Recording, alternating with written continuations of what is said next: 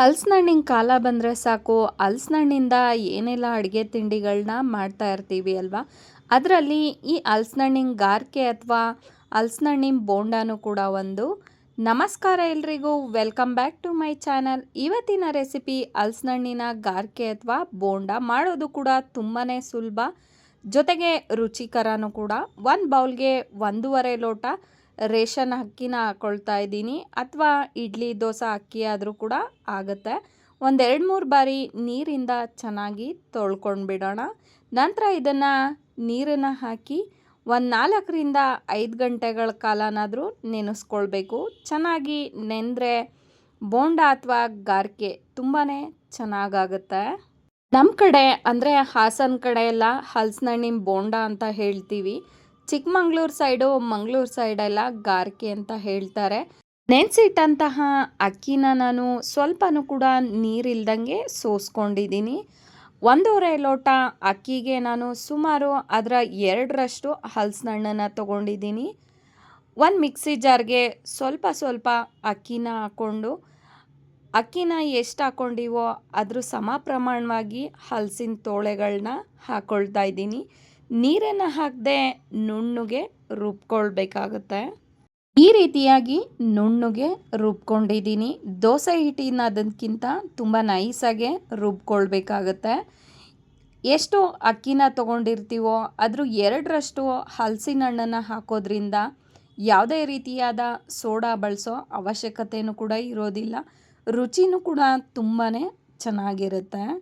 ಹಲಸಿನ ಹಣ್ಣನ್ನು ಕಮ್ಮಿ ಹಾಕೋದ್ರಿಂದ ಗಾರ್ಕೆ ಅಥವಾ ಬೋಂಡಾನು ಕೂಡ ತುಂಬಾ ಒರಟಾಗಿಬಿಡುತ್ತೆ. ಈ ಬೋಂಡಾನ ಒಮ್ಮೆ ಮಾಡಿ ನೋಡಿ, ತುಂಬಾ ರುಚಿಯಾಗಿರುತ್ತೆ. ಮತ್ತೆ ಮಾಡ್ಕೊಂಡು ತಿಂತೀರಾ ಹಲಸಿನ ಹಣ್ಣಿದ್ದಾಗಲೆಲ್ಲ, ಅಷ್ಟು ರುಚಿಯಾಗಿರುತ್ತೆ. ಮಕ್ಕಳಂತೂ ತುಂಬಾ ಇಷ್ಟಪಟ್ಟು ತಿಂತಾರೆ, ಅಷ್ಟು ರುಚಿಯಾಗಿರುತ್ತೆ ಈ ಹಲಸಿನ ಹಣ್ಣಿನ ಬೋಂಡ. ಎಲ್ಲ ಅಕ್ಕಿ ಹಾಗೂ ಹಲಸಿನ ಹಣ್ಣನ್ನು ನುಣ್ಣಗೆ ರುಬ್ಕೊಂಡಿದ್ದಾಗಿದೆ. ಎಷ್ಟು ನುಣ್ಣಗೆ ರುಬ್ಕೊಳ್ತೀವೋ ಅಷ್ಟು ಚೆನ್ನಾಗಿ ಬೋಂಡ ಉಬ್ಕೊಂಡು ಚೆನ್ನಾಗಾಗುತ್ತೆ. ಜೊತೆಗೆ ಒಳಗಡೆ ಮೃದುವಾಗಿ, ಮೇಲೆ ಗರಿಯಾಗಿ ತುಂಬಾ ಚೆನ್ನಾಗಾಗುತ್ತೆ. ಅಕ್ಕಿ ಥರ ರುಬ್ಕೊಂಡೆ ಅಷ್ಟು ರುಚಿಯಾಗೋದಿಲ್ಲ ಹಲಸಿನ ಹಣ್ಣಿನ ಬೋಂಡ. ಹಲಸಿನ ಹಣ್ಣಿನ ಬೋಂಡಕ್ಕೆ ಹಿಟ್ಟು ತಯಾರಾಗಿದೆ. ಇದಕ್ಕೆ 3-4 ಸ್ಪೂನು ಬೆಲ್ಲದ ಪುಡಿನ ಹಾಕ್ಕೊಳ್ತಾ ಇದ್ದೀನಿ. ಬೆಲ್ಲದ ಪುಡಿನ ಮನೆಯಲ್ಲಿ ನಾನೇ ಮಾಡ್ಕೊಳ್ತೀನಿ, ಶುದ್ಧವಾಗಿರೋ ಬೆಲ್ಲನ ತಂದು. ಜೊತೆಗೆ ಒಂದು ಅರ್ಧ ಕಪ್ಪು ಹಲಸಿನ ಹಣ್ಣನ್ನು ಸಣ್ಣದಾಗಿ ಹೆಚ್ಚಿ ಹಾಕ್ಕೊಂಡಿದ್ದೀನಿ. 3-4 ತೋಳೆ ಅಷ್ಟಿದೆ. ಸ್ವಲ್ಪ ಉಪ್ಪನ್ನ ಸೇರಿಸ್ಕೊಳ್ಳೋಣ, ರುಚಿಗೆ ತಕ್ಕಷ್ಟಲ್ಲ, ಅದಕ್ಕಿಂತ ಸ್ವಲ್ಪ ಕಮ್ಮಿ. ಚಿಟಿಕೆ ಅರಿಶಿನ ಹಾಕ್ಕೊಳ್ತಾ ಇದ್ದೀನಿ. ನಂತರ ಚೆನ್ನಾಗಿ ಮಿಕ್ಸ್ ಮಾಡ್ಕೊಳ್ಳೋಣ. ಸಮ ಪ್ರಮಾಣದಲ್ಲಿ ಹಲಸಿನ ಹಣ್ಣು ಅಕ್ಕಿನ ತೊಗೊಂಡ್ರೆ ನೀರಿನ ಅವಶ್ಯಕತೆ ಇರೋದಿಲ್ಲ.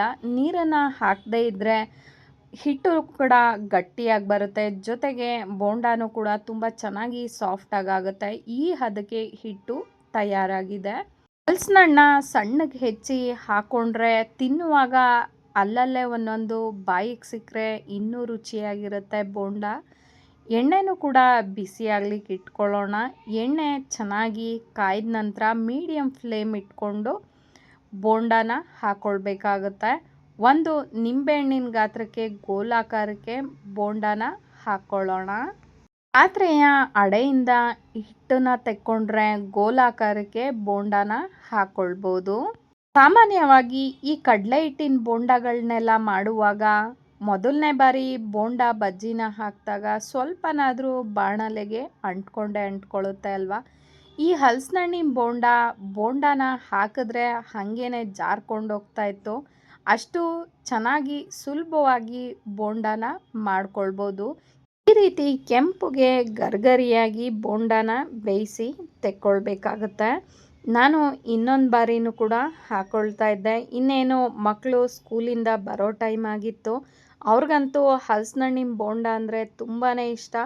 ಮೊದಲೆಲ್ಲ ನಾನು ಅರಿಶಿನ ಸೇರಿಸ್ಕೊಳ್ತಾ ಇರಲಿಲ್ಲ. ನನ್ನ ಫ್ರೆಂಡು ಸುನೀತಾ ಅಂತ ಇದ್ದಾರೆ, ಚಿಕ್ಕಮಂಗ್ಳೂರವರು. ಸ್ವಲ್ಪ ಅರಿಶಿನ ಸೇರಿಸ್ಕೊಳ್ಳಿ, ತುಂಬಾ ರುಚಿಯಾಗಿರುತ್ತೆ, ನೋಡಲಿಕ್ಕೂ ಕೂಡ ತುಂಬಾ ಚೆನ್ನಾಗಿ ಕಾಣಿಸುತ್ತೆ ಅಂದರು. ರುಚಿನೂ ಕೂಡ ತುಂಬಾ ಚೆನ್ನಾಗಿತ್ತು. ಮೇಲೆ ಗರಿಯಾಗಿ, ಒಳಗಡೆ ಮೃದುವಾಗಿ ತುಂಬಾ ಚೆನ್ನಾಗಿತ್ತು. ಅಲ್ಲಲ್ಲೇ ಬಾಯಿಗೆ ಸಿಗೋ ಹಲಸಿನಣ್ಣು ಎಷ್ಟು ರುಚಿ ಅಂತೀರಾ? ನೀವು ಕೂಡ ಒಮ್ಮೆ ಮಿಸ್ ಮಾಡದೆ ಟ್ರೈ ಮಾಡಿ ನೋಡಿ. ಟೇಸ್ಟ್ ಹೇಗಿತ್ತು ಅಂತ ತಿಳಿಸೋದನ್ನ ಮರಿಬೇಡಿ. ನನ್ನ ರೆಸಿಪೀಸ್ ಇಷ್ಟ ಆಗ್ತಾ ಇದ್ರೆ ದಯವಿಟ್ಟು ಲೈಕ್ ಮಾಡಿ, ಕಾಮೆಂಟ್ ಮಾಡಿ, ಶೇರ್ ಮಾಡಿ. Thank you so much for watching.